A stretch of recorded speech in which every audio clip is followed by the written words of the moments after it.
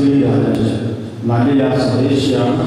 തിരുവനന്തപുരം ഭദ്രാസനത്തിൽ ഇപ്പോൾ ഭദ്രാസനം ശ്രേഷ്ഠമായ രീതിയിൽ ദൈവത്തിൻ്റെ വഴിയിലെ ശുശ്രൂഷ നിർവഹിച്ചുകൊണ്ടിരിക്കുന്ന ഒരു വൈദികനെ കുറിച്ച് നിങ്ങളുടെ പ്രഭാഷണം അദ്ദേഹത്തെ മനസ്സിലാക്കുക. ഞാൻ അത് പറയുന്നത് അന്ത്യമാകും ഉദ്ദേശിക്കുന്നു. സമയം നഷ്ടപ്പെടുത്താൻ ആഗ്രഹിക്കില്ല. അച്ഛനെ വളരെ സന്തോഷത്തോടുകൂടെ ഈ പിതാക്കന്മാരുടെ പേരിൽ സമൂഹത്തിൻ്റെ പേരിൽ വന്നുകൊണ്ടിരിക്കുന്ന പേരിൽ ഞാൻ ഈ സമയത്ത് സ്വാഗതം ചെയ്യാം. പഴയ നിയമത്തിൽ ഏറ്റവും ശ്രദ്ധേയനായ ഏരിയ ദീർഘദർശികളാണ്. ഏരിയ ദീർഘദർശിയെക്കുറിച്ച് ചിന്തിക്കുമ്പോൾ രാജാക്കന്മാരുടെ 1-ാം പുസ്തകം 18-ാം അധ്യായത്തിൽ കർമ്മേൽ മലയിലെ ദൈവത്തിൻ്റെ യാഗം അവിടെ ആവശ്യ ആത്മീയ തീഷ്ണത, ആ തീഷ്ണതയുടെയും ആരാധനയും പശ്ചാത്തലത്തിൽ തീഷ്ണതയുടെ പ്രവാചകൻ എന്ന അദ്ദേഹത്തെ വിശേഷിപ്പിക്കുന്നത്.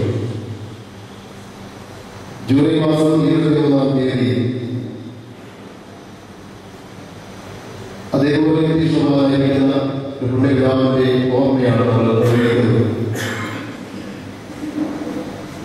ഏകദേശം 20 വർഷക്കാലം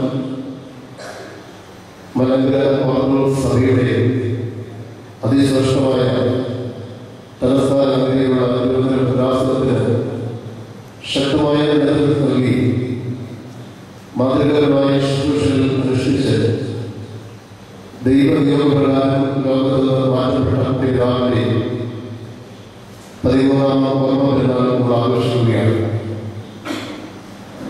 ഈ 13-ാം ഓർമ്മ പെരുന്നാളിൽ അഭിവൃദ്ധിമാരോടും ചേർന്ന് ഈ ആശ്രമത്തിലെ എല്ലാ വീടുകളോടും ചേർന്ന് പരിശുദ്ധ പിതാവിനെ സ്നേഹിക്കുന്ന എല്ലാ ദൈവങ്ങളോടും ചേർന്ന് ഈ പെരുന്നാളിന്റെ ഭാഗമായി ദൈവത്തെ സ്തോത്രം ചെയ്യും. പെരുന്നാളിന്റെ ഭാഗമായി നടക്കുന്ന വചന ശുശ്രൂഷയുടെ അനുഭവത്തിൽ നമ്മളായിരിക്കുമ്പോൾ പുണ്യപിതാവിനെ ഓർക്കുവാനും അദ്ദേഹത്തിന്റെ പ്രവർത്തനങ്ങളെ മാതൃകയാക്കുവാനും ദൈവം തമ്മിലുള്ള അസുലഭമായ നിമിഷങ്ങളാണ് ഗീതത്തെ ലക്ഷ്യമിക്കുന്നത്. സുവിശേഷം 11-ാം അധ്യായത്തിന്റെ 11-ാമത്തെ വാക്യത്തെ ആസ്പദമാക്കി ഏതാനും ചില ചിന്തകൾ ഓർമ്മിപ്പിച്ചുകൊണ്ട് ശുശ്രൂഷ അവസാനിപ്പിക്കും. സുവിശേഷം 11-ാം അധ്യായത്തിലെ 11-ാമത്തെ വാക്യം സുപരിചിതമായിരിക്കുന്ന വേദഭാഗമാണ്. സ്ത്രീകളോട് ജനിച്ചിട്ടുള്ളവരിൽ യോഗ്യതാ സ്ഥാപനയേക്കാൾ വലിയവരായി ആരും എഴുന്നേൽക്കില്ല എന്നുള്ളൊരു പ്രസ്താവനയാണ് വായിക്കുന്നത്. തന്റെ മുന്നോടിയായി കടന്നു വന്ന യോഗ്യതാ സ്ഥാപനത്തെ കുറിച്ച് നമ്മൾ കർത്താവ് നൽകുന്ന ശ്രേഷ്ഠമായ ഒരു സാക്ഷ്യമാണ്. സ്ത്രീകൾ ജനിച്ചിട്ടുള്ളവരിൽ യോഗ്യതാ സ്ഥാപനയേക്കാൾ വലിയവരായി ആരും എഴുന്നേൽക്കില്ല. ഈ പെരുന്നാളിന്റെ വചന ശുശ്രൂഷയ്ക്കായി എന്നെ ക്ഷണിച്ചപ്പോൾ മുതൽ എൻ്റെ ഹൃദയത്തിൽ മാറ്റൊരുക്കുള്ള ഒരു വേദഭാഗമാണ്. ഭാഗ്യസമ്രാജനായിരുന്ന മാർത്തിയസ് പിതാവിന്റെ ഈ പുണ്യപെരുന്നാൾ ആഘോഷിക്കുമ്പോൾ തികച്ചും ശ്രേഷ്ഠമായ ഒരു വേദചിന്തയായി അതിനെ നാം കാണുന്നു. സ്ത്രീകൾ ജനിച്ചിട്ടുള്ളതിൽ യോഗ്യതാ സ്ഥാപനയേക്കാൾ വലിയവരായി ആരും എഴുന്നേറ്റിട്ടില്ല. കർത്താവിന്റെ സാക്ഷ്യമാണ്. മുന്നോടിയായി കടന്നുവന്ന യോഗ്യതാ സ്ഥാപനയെക്കുറിച്ച് നൽകുന്ന സാക്ഷ്യമാണ്. നമ്മുടെ കർത്താവ് ആരെക്കുറിച്ചും ഭംഗിവാദം പറയുന്നതാണ്. ആരെക്കുറിച്ചും ആരെയും ഇകഴ്ത്തി പറയുന്ന ഒരാളല്ല. ആരെയൊക്കെ കുറിച്ച് എന്തെങ്കിലുമൊക്കെ കർത്താവ് പറയണമെങ്കിൽ ആ വ്യക്തിയെ പരിപൂർണമായി ശോധന ചെയ്ത് ഉൾക്കൊണ്ട് അദ്ദേഹത്തിന്റെ വ്യക്തിത്വം, ഇടപെടലുകൾ, സ്വഭാവ രീതികൾ, ജീവിതശൈലി, ആഗമന രീതിയിൽ മാത്രമേ കർത്താവിനെ കുറിച്ച് എന്തെങ്കിലും പറയാറുള്ളൂ.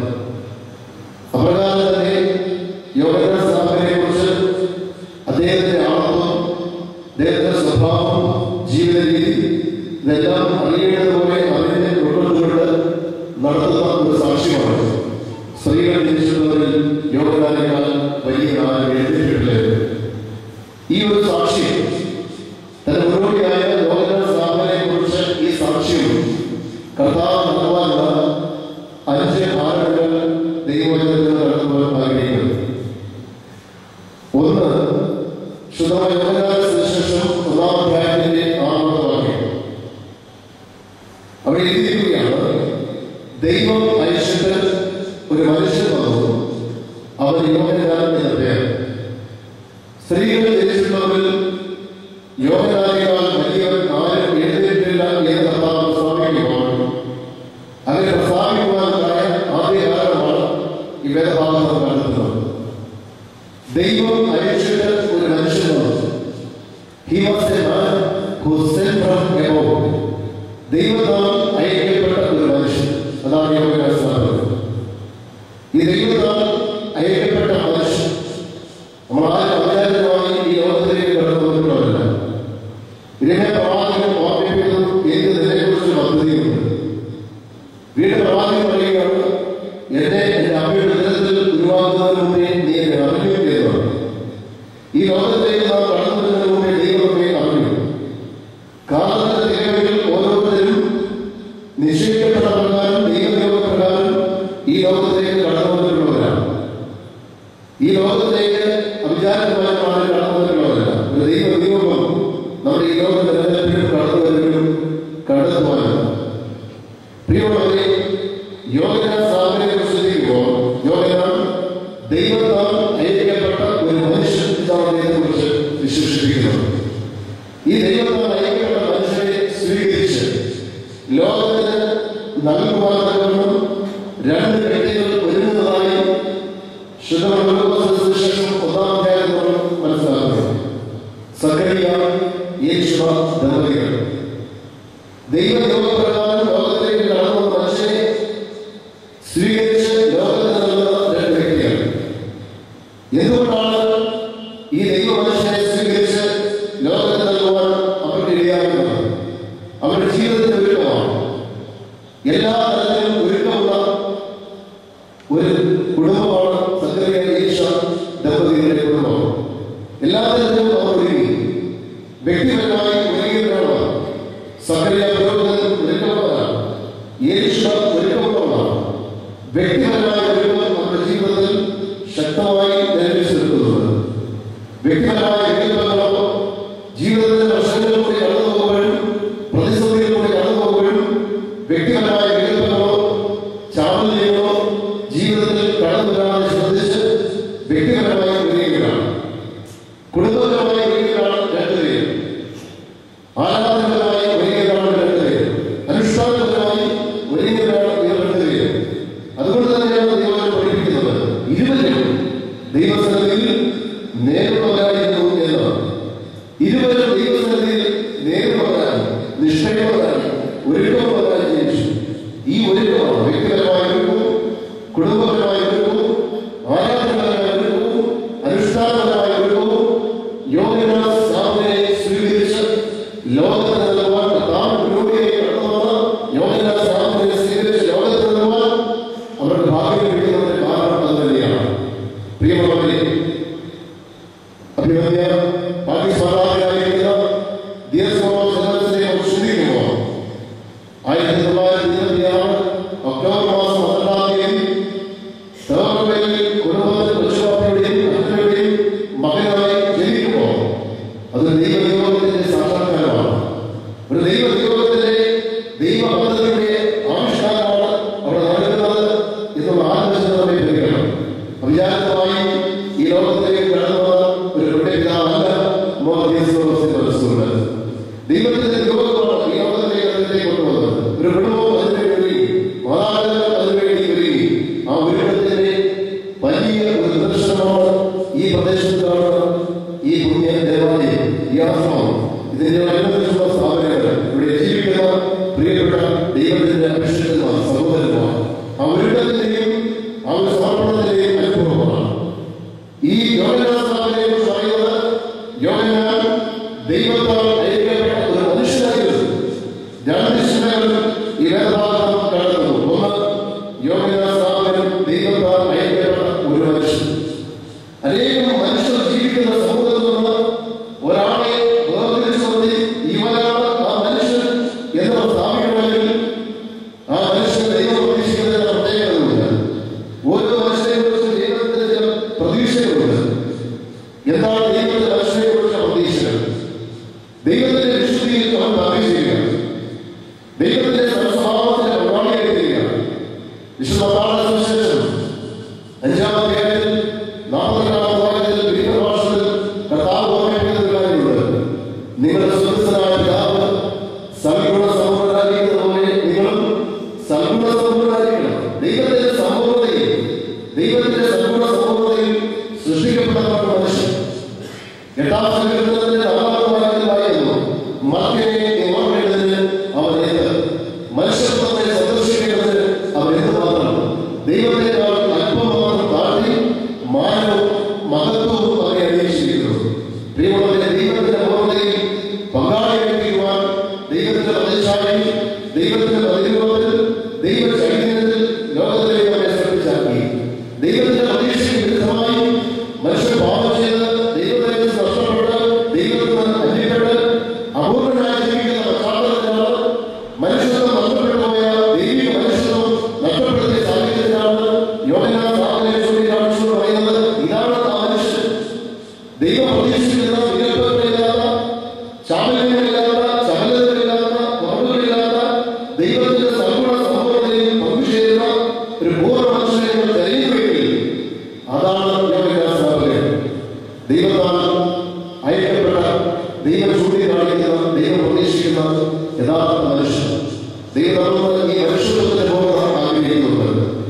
ഈ ലോക ജീവജാലങ്ങളുടെ ശാസ്ത്രം പഠിക്കുമ്പോൾ, അതിന്റെ പ്രകൃതി, അതിന്റെ സ്വഭാവം പഠിക്കുമ്പോൾ, ഒരു പശുവിനെ പ്രസവിച്ച് ആ പശുവിനെ വളർന്ന് പശുവായി വളർന്ന് പശുവായി പോവുകയാണ്. ഒരു പട്ടി കണ്ടുപിടിയെ പ്രസവിച്ച് പട്ടിയായി ജീവിച്ച് വളർന്ന് പട്ടിയായി തന്നെ കടന്നു പോവുകയാണ്.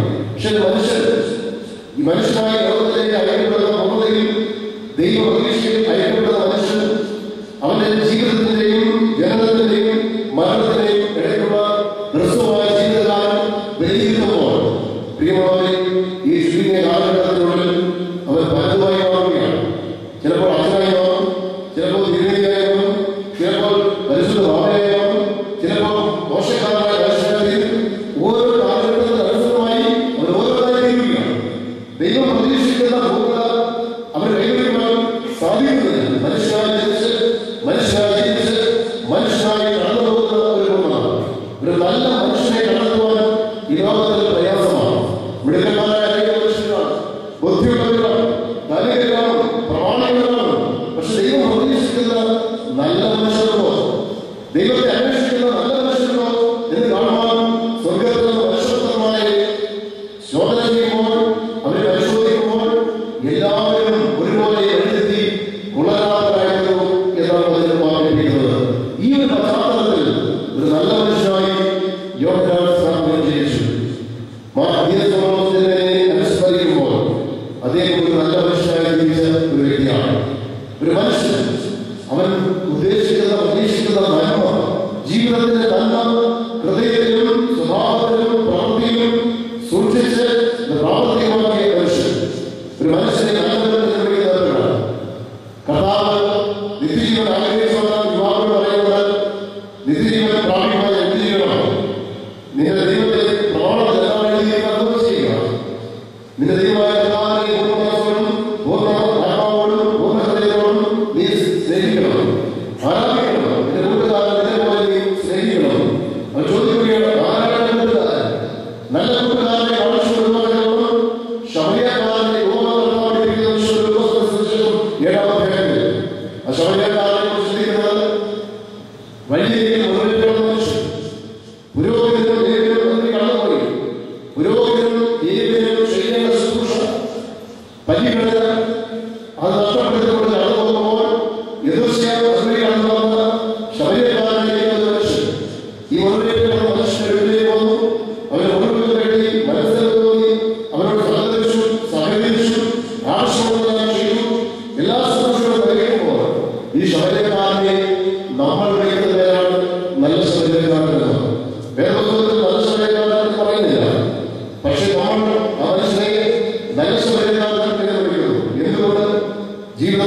നന്മകൾ സൂക്ഷിച്ചു. മനുഷ്യോപകാരപ്രദമായ മനുഷ്യ ഗുണപ്രദമായ നന്മകൾ ഹൃദയത്തിൽ സൂക്ഷിച്ചതുകൊണ്ടാണ് ആ മനുഷ്യന്റെ ശരീരക്കാരെ നല്ല ശോഭക്കാരൻ എന്ന് വിളിക്കുന്നത്. മനുഷ്യന്റെ ഉപകാരപ്രദമായ ലോകത്തിന്റെ ഗുണപ്രദമായ നന്മകൾ സൂക്ഷിക്കുന്ന നല്ല മനുഷ്യരായി തീരുവാൻ പിതാക്കന്മാർ നമ്മെ പഠിപ്പിക്കുകയാണ്. ദൈവവചനം നമ്മെ പഠിപ്പിക്കുകയാണ്. നമ്മുടെ പെരുമാറുകൾ നമ്മെ പഠിപ്പിക്കുകയാണ്. ഈ പെരുമാറിനെ ഈ പെരുന്നാൾ ആഘോഷിക്കുമ്പോൾ നമ്മൾ ആഘോഷിച്ച നല്ല മനുഷ്യരായി നന്മകൾ സൂക്ഷിക്കുന്നവരായി ദുഷ്ടചിന്തകൾ കളഞ്ഞ് പൈശാചികമായ അനുഭവങ്ങൾ ഉപേക്ഷിച്ച് വികൃതമായ സ്വഭാവങ്ങൾ ഉപേക്ഷിച്ച് ഹൃദയത്തിൽ നന്മ സൂക്ഷിച്ച് ജീവിതത്തിൽ നന്മയുടെ വാചകന്മാരായി ജീവിക്കുവാൻ വചനം നമ്മെ പഠിപ്പിക്കുകയാണ്. ഒരു നല്ല മനുഷ്യൻ ഒരു നല്ല മനുഷ്യനാണ്. ഒരു നല്ല മനുഷ്യനായിരുന്നു. പ്രിയമുള്ളവരെ, ദൈവം മനുഷ്യന്റെ ഒരു മനുഷ്യൻ വന്നു. ഈ മനുഷ്യനെ കുറിച്ച് ദൈവത്തിന് ഒരു നിയോഗമുണ്ട്. എന്താണ് യോഗനാഥന്റെ നിയോഗം? ഓരോ മനുഷ്യനും ഈ ലോകത്തിൽ അയക്കപ്പെടുമ്പോൾ ഒരു നിയോഗമായിട്ടാണ് ലോകത്തിലേക്ക് കടന്നു വരുന്നത്. എന്താണ് നിയോഗം? യോഗനാഥന്റെ നിയോഗം ഇതാണ്: കർത്താവിന്റെ വഴി ഒഴുകുക. കർത്താവിന്റെ വഴിതാരെ ഒഴുകുക എന്നതായിരുന്നു യോഗനാഥന്റെ നിയോഗം. പരിശുദ്ധ പിതാക്കന്മാരുടെ എല്ലാം നിയോഗം സഭയുടെ വഴികൾ ഒഴുകുകയാണ്. യേശുവിന്റെ വഴിതാരെ ഒഴുകുകയാണ്. പക്ഷെ നമ്മളൊക്കെ ചെയ്യുന്നത് ഈ നിയോഗത്താണ് നമ്മുടെ നിയോഗത്തെ കൈകപ്പെട്ടു. പക്ഷേ നമ്മളൊക്കെ ചെയ്യുന്നത് ഒന്ന്, ദൈവത്തിന്റെ വഴികൾ നമ്മൾ മാറും. ദൈവ വഴികൾ മാറി മറ്റുള്ളവരുടെ വഴികളൊക്കെ അടച്ച് അവരെല്ലാം വിട്ടുതുറക്കുന്ന വഴികളിലൂടെ സഞ്ചരിക്കുന്നവരാണ് നമ്മൾ. കർത്താവിന്റെ വഴികൾ മാറി മറ്റുള്ളവരെ അനുഗ്രഹത്തിന്റെ വഴികളടച്ച് അവരെല്ലാം വിട്ടുതുറക്കുന്ന വഴികളിലൂടെ ജീവിക്കുമ്പോൾ ആഗ്രഹിക്കുമ്പോൾ അവരുടെ നിയോഗം അവരുടെ കുറിച്ചുള്ള നിയോഗം മാത്രമാണ്. സഭയെക്കുറിച്ചോ ദൈവത്തെക്കുറിച്ചോ സമൂഹത്തെക്കുറിച്ചോ യാതൊരു ചിന്തയില്ലാതെ സ്വാർത്ഥപരമായി ജീവിക്കുന്ന അനുഭവമാണ് അവരുടെ വഴിയുടെ അനുഭവങ്ങൾ. പുണ്യപിതാക്കന്മാർ കാണിച്ചു തന്നത് കർത്താവിനെ വേണ്ടിയുള്ള ശുശ്രൂഷകളാണ്. പൂർണ്ണ മനുഷ്യരായി അവർ ലോകത്തിൽ ജീവിച്ചു. യാതൊരു വികല്പവും കുറവുമില്ലാതെ ജീവിതത്തെ സംശുദ്ധമായി ദൈവത്തിനെ നിലനിർത്തുവാൻ അവർ പരിശ്രമിച്ചു. ജീവിതകാലം മുഴുവനും നിലനിൽക്കുന്ന കർത്താവിനെ വേണ്ടിയില്ല. അവസാന ശ്വാസം വരെ അതിനുവേണ്ടി പ്രയത്നിക്കുക, അതിനുവേണ്ടി പ്രവർത്തിക്കുക, മറ്റുള്ളവരെ അതിനുവേണ്ടി പ്രേരിപ്പിക്കുക. ഇതായിരുന്നു പുണ്യപിതാക്കന്മാരുടെ ജീവിതത്തിൽ നിന്ന് തെരഞ്ഞെടുക്കപ്പെട്ട ഏറ്റവും ശുദ്ധമായ ചിന്തകൾ. പ്രിയമുള്ളവരെ, ദൈവം അയച്ച മനുഷ്യൻ വന്നു, അവർ യോഗനാഥന്റെ പേര്. രണ്ടാമത്, സ്ത്രീകൾ തിരിച്ചിട്ടുള്ളവരിൽ യോഗനാഥങ്ങൾ വലിയമില്ല എന്ന് സ്ഥാപിക്കുമ്പോൾ അങ്ങനെ സ്ഥാപിക്കുവാനുള്ള രണ്ടാമത്തെ ചിന്ത യോഗനാഥ സുവിശേഷം 1-ാം അധ്യായത്തിന്റെ 6-7 വാക്യങ്ങൾ ഇവിടെ എഴുതിയിരിക്കുന്നു. അവൻ വെളിച്ചം വായിക്കുന്നില്ല, പക്ഷേ പിന്നെയോ വെളിച്ചത്തെ കുറിച്ച് സാക്ഷ്യം പറയുവാൻ പറഞ്ഞത്. യോഗനാഥൻ വെളിച്ചമായിരുന്നില്ല, പിന്നെയോ വെളിച്ചത്തെ കുറിച്ച് സാക്ഷ്യം പറയുവാൻ പറഞ്ഞതാണ്. He came for testimony to bear witness to the light. അവൻ പ്രകാശമായിരുന്നില്ല, പ്രകാശത്തെ കുറിച്ച് സാക്ഷ്യം പറയുവാൻ പറഞ്ഞതാണ്. പ്രിയമുള്ളവരെ, യോഗനാഥ സ്നാപകൻ ഒരു സഹതയായിരുന്നു. സഹത എന്ന് പറഞ്ഞ സാക്ഷിയാണ്, കർത്താവിന്റെ സാക്ഷ്യമാണ്, വെളിച്ചത്തിന്റെ സാക്ഷ്യം. യാതൊരു കേടുകൂടാതെ നിലനിർത്തിയ പുണ്യപിതാവാണ്. എന്താണ് വെളിച്ചത്തിന്റെ സാക്ഷ്യം? വെളിച്ചമായിരുന്നില്ല, യോഗനാഥ സ്നാപകൻ വെളിച്ചമായിരുന്നില്ല, വെളിച്ചത്തിന്റെ സാക്ഷ്യമാണ്. അന്ധകാര ലോകത്തിലേക്ക് കർത്താവ് കടന്നു വരുമ്പോൾ പ്രവാചകൻ പറഞ്ഞിരുന്നു, ഈ വീട്ടിൽ വലിയൊരു വെളിച്ചം കണ്ടു. ലോക ചരിത്രത്തിൽ അറിയുന്നതുകൊണ്ട് യോഗനാഥ സുവിശേഷം 9-ാം അധ്യായത്തിൽ സമീപപ്പെടുത്തിക്കൊണ്ട് കർത്താവ് ലോകത്തോട് പറയുകയാണ്: ഞാൻ ലോകത്തിന്റെ വെളിച്ചമാകുന്നു, ഞാൻ ലോകത്തിന്റെ വെളിച്ചമാണ്. നിങ്ങളാണ് അന്ധകാര ലോകം നമ്മളെ തെരഞ്ഞെടുത്ത് തലമുറ ചേർന്ന് പ്രകാശത്തിലേക്ക് കൊണ്ടുവന്നു.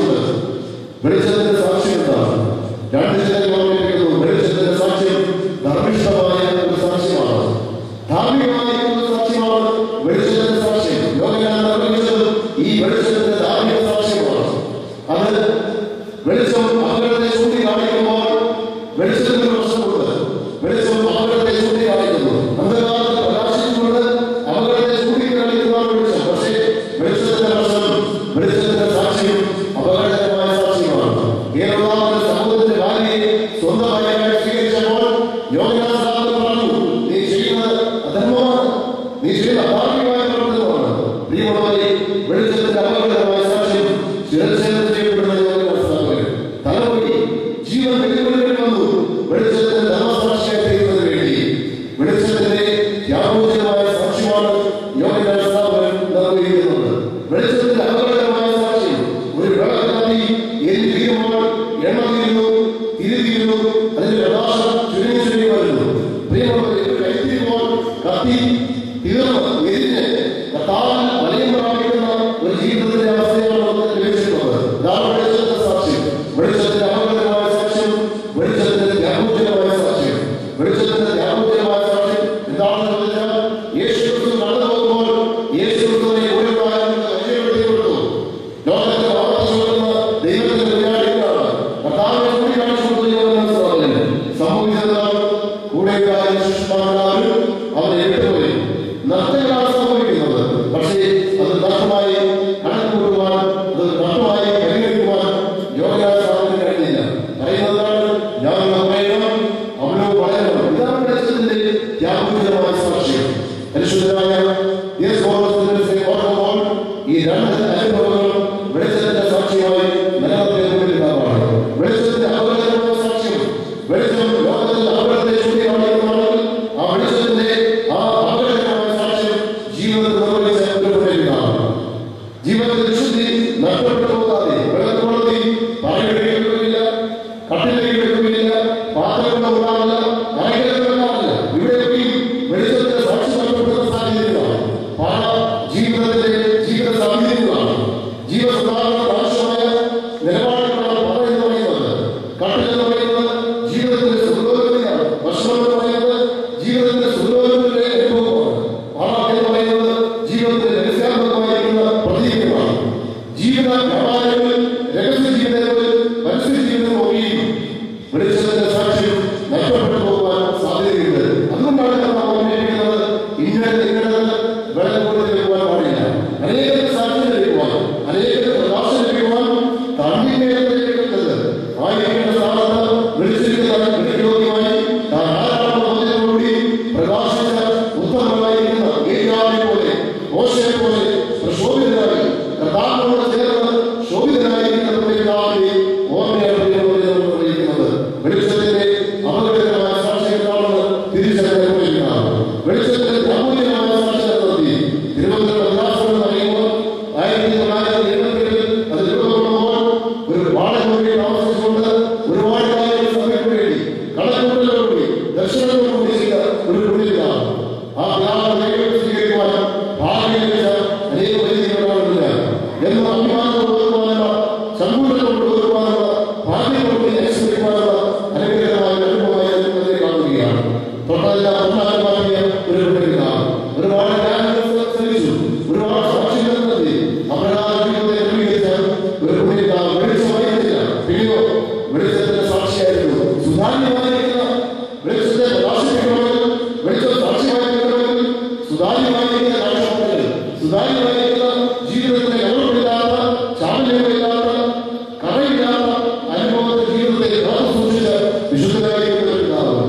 അപ്രകാരത്തിലെ അദ്ദേഹം വെളിച്ചത്തിന്റെ സാക്ഷ്യം ഭംഗിയായിട്ട് നിലനിർത്തുവാനും വെളിച്ചത്തിന്റെ സാക്ഷിയായി നല്ല സ്ഥിതിയായി തീരുവാനും യോഹന്നാൻ സ്നാപകനെ പോലെ പൂർവ്വപിതാക്കന്മാരെ പോലെ അദ്ദേഹത്തിന് സാധിച്ചിട്ടുള്ളത്. മൂന്നാമതായി യോഹന്നാൻ സുവിശേഷം 1-ാം അധ്യായത്തിന്റെ 10-ാമത്തെ വാക്യം, യോഹന്നാൻ സുവിശേഷം 1-ാം അധ്യായത്തിന്റെ 26-ാമത്തെ വാക്യം. ഈ രണ്ട് വാക്യങ്ങൾ പ്രത്യേകമായിട്ട് ഓർക്കുക. 1-ാം അധ്യായത്തിന്റെ 10-ാമത്തെ വാക്യത്തിൽ യോഹന്നാൻ സ്നാപകൻ പറയുകയാണ്, ലോകം അവൻ മുഖാന്തരം ഉണ്ടായി, പക്ഷേ ലോകം അവനെ അറിഞ്ഞില്ല. 26-ാമത്തെ വാക്യത്തിൽ പറയുന്നു, നിങ്ങൾ അറിയാത്ത ഒരുവൻ നിങ്ങളുടെ ഇടയിലുണ്ട്. ലോകം അവൻ മുഖാന്തരം ഉണ്ടായി, ലോകം അവനെ അറിഞ്ഞില്ല. നിങ്ങൾ അറിയാത്ത മനുഷ്യൻ നിങ്ങളുടെ ഇടയിലുണ്ട്. പ്രിയമുള്ളവരെ, സൃഷ്ടാവിനെ അറിയാതിരിക്കുന്നതാണ് ഏറ്റവും വലിയ നീക്കേട്. സൃഷ്ടികളുടെ ജോലി സൃഷ്ടാവിനെ അറിയുക, ആത്മാവിന്റെ സത്യത്തെ അറിയുക, ആരാധനയെ കൂടി അറിയുക. അതാണ് സൃഷ്ടാവിനെ അറിയുക. ലോകം അവന് മുഖാന്തരം ഉളവായി, പക്ഷേ ലോകം അവനെ അറിഞ്ഞില്ല. ലോകം ദൈവത്തെ അറിയുവാൻ, സൃഷ്ടാവിനെ അറിയുവാൻ വിളിക്കപ്പെട്ടിരിക്കുന്നു. ആകാശങ്ങൾ ദൈവത്തിന് മഹത്വത്തെ അറിയിക്കുന്നു. അവർ സകലമായ അവരെ സ്തുതിപ്പിക്കും. ആദ്യത്തെ ശതമായ അവരെ സ്തുതിപ്പിക്കും. പ്രകാശമുള്ള നക്ഷത്രങ്ങളെ അവരെ സ്തുതിപ്പിക്കും. കാരണം അവർ കൽപ്പിച്ചത് അവർ സൃഷ്ടിക്കപ്പെട്ടു. സൃഷ്ടിയുടെ ഉത്തരവാദിത്തമാണ്, ആരാധനമായ ഉത്തരവാദിത്തമാണ് സൃഷ്ടാവിനെ അറിയുക. ലോകം നദികളുടെ ആവശ്യം സൃഷ്ടാവിനെ അറിയില്ല. അതേപോലെ കൂടിയിരിക്കുവാൻ കടന്നു ദൈവം, സന്തത സഞ്ചാരികളായി ജീവിക്കുവാൻ ആഗ്രഹിച്ച ദൈവം മനുഷ്യരെ രൂപത്തിലും ഭാവത്തിലും സൃഷ്ടിച്ചത് എന്തിനാണെന്ന് ചോദിച്ചാൽ ശക്തമായവരായി അവരോട് ചേർന്നവരാണ്, അഭിമാനമാണ്, അവരോട് ചേർന്നവരാണ്. മനുഷ്യൻ ദൈവത്തെ അകറ്റി നിർത്തുന്ന ഒരു കാലഘട്ടം. എമ്മാവൂസിലെ ശിഷ്യന്മാർക്ക് മറ്റേ പരാജയമാണ് കൂടുതൽ ദൈവത്തെ തിരിച്ചറിയാൻ വേണ്ടുന്ന ആത്മീയ അന്ധത. നിങ്ങൾ അറിയാത്തവർ നിങ്ങളിലേക്ക് നിൽക്കുന്നത് ലോകമേ അറിയില്ല. ഏറ്റവും വലിയ അന്ധതയാണ് കൂടിയിരിക്കുന്ന ദൈവത്തെ തിരിച്ചറിയാൻ വേണ്ടിയുള്ള ആത്മീയ അന്ധത. യോഹന്നാന്റെ പ്രത്യേകത, യോഹന്നാൻ യേശുവിനെ അറിഞ്ഞില്ലേ? എങ്ങനെയാണ് അറിയേണ്ടതുപോലെ അറിഞ്ഞു. കടന്നുപോകുന്ന യേശുവിനെ നോക്കിക്കൊണ്ട് പറയുകയാണ്, ഇത് ലോകത്തിന്റെ പാപത്തെ ചുമക്കുന്ന ദൈവത്തിന്റെ കുഞ്ഞാണ്. ലോകത്തിന്റെ പാപത്തെ ചുമക്കുന്ന ദൈവത്തിന്റെ കുഞ്ഞാണ്. യോഹന്നാൻ ഈ ഒറ്റ വാക്യത്തിൽ തന്നെ യോഹന്നാൻ ദൈവത്തിലാണ്. യോഹന്നാൻ ജനശാസ്ത്രം നിർമ്മിച്ചു നിൽക്കുകയാണ്. കൂടുതലൊന്നും പ്രസ്താവിക്കുന്നില്ല. ഒറ്റ വാക്യമേ ഉള്ളൂ. ഇതാ ലോകത്തിന്റെ പാപത്തെ ചുമക്കുന്ന ദൈവത്തിന്റെ കുഞ്ഞാണ്. ഈ ലോകത്തെ കുറിച്ച് കടന്നുപോകുന്നു. ലോകം എന്താണ്? പാപം എന്താണ്? കർത്താവിന്റെ മനുഷ്യാവതാരത്തിന്റെ പ്രസക്തി എന്താണ്? കാൽവരിയിലെ നവയാഗത്തിന്റെ അനുഭവം എന്താണ്? രക്ഷ എന്താണ്? വീണ്ടെടുപ്പ് എന്താണ്? കുഞ്ഞാടിനെ അനന്തപ്പെട്ട അനുഭവത്തിന്റെ അതിൽ കൂടി സാധ്യമായിരിക്കുന്ന രക്ഷയുടെ വില എന്താണ്? ഇതെല്ലാം അറിയേണ്ടതുപോലെ അറിഞ്ഞവരാണ് യോഹന്നാൻ സ്നാപകൻ. അതുകൊണ്ട് യോഹന്നാൻ സ്നാപകൻ സ്ത്രീകൾ തിരിച്ചിട്ടുണ്ടെങ്കിൽ അവരെ പോലെ യോഹന്നാൻ സ്നാപകനെ പോലെ ആരും എഴുന്നേറ്റില്ല എന്ന് പറയുമ്പോൾ അദ്ദേഹം ഒരു പരിജ്ഞാനിയാണ്. ദൈവവിഷയമായി സമ്പന്നനായിരുന്ന യോഹന്നാൻ സ്നാപകൻ, ദൈവവിഷയമായി സമ്പന്നനായിരുന്നു. ഒരുപാട് കാര്യങ്ങൾ അദ്ദേഹത്തെ കൂടി പഠിച്ചിട്ടുണ്ടായിരുന്നു. സമരായൊന്നും അദ്ദേഹം പഠിച്ചിട്ടില്ല, ഡോക്ടറേറ്റൊന്നും അദ്ദേഹത്തിനില്ല. പക്ഷേ ഞങ്ങൾ ചെയ്യുന്ന ഓരോ ശുശ്രൂഷകളും ഭംഗിയായി നിരീക്ഷിച്ച് തിരുത്തേണ്ട കാര്യങ്ങൾ തിരുത്തി, ശ്ലാഘിക്കേണ്ട കാര്യങ്ങൾ ശ്ലാഘിച്ച്, പ്രോത്സാഹിപ്പിക്കേണ്ട കാര്യങ്ങൾ പ്രോത്സാഹിപ്പിച്ച്, പിതാവിനെ പോലെ പരിജ്ഞാനം പ്രാപിച്ച പിതാവിനെ പോലെ ആ പിതാവായിരുന്നുകൊണ്ട് ഞങ്ങളെ വഴിനടത്തി ഉൾപ്പെട്ടിരുന്ന പരിജ്ഞാനം പ്രാപിച്ച മനുഷ്യൻ, ദൈവ വിഷയമായി സമ്പന്നനായിരുന്ന മനുഷ്യൻ, പ്രിയമുള്ളവരെ, ദൈവത്തെ അറിയേണ്ടതുപോലെ അറിഞ്ഞുകൊണ്ടിരിക്കുക. ദൈവത്തെ നമ്മൾ അറിയേണ്ടതുപോലെ അറിയണം. ജഡപ്രകാരം അറിയുക, ആത്മാവിന്റെ സത്യത്തിലും അറിയുക. ദൈവത്തെ അറിയേണ്ടതുപോലെ അറിയുന്ന ഒരു ജീവിതം പുണ്യകരമായ ജീവിതം ദൈവവിഷയമായി സമ്പന്നനായിരിക്കണം. യോഹന്നാൻ കർത്താവിനെ അറിയേണ്ടതുപോലെ അറിഞ്ഞു.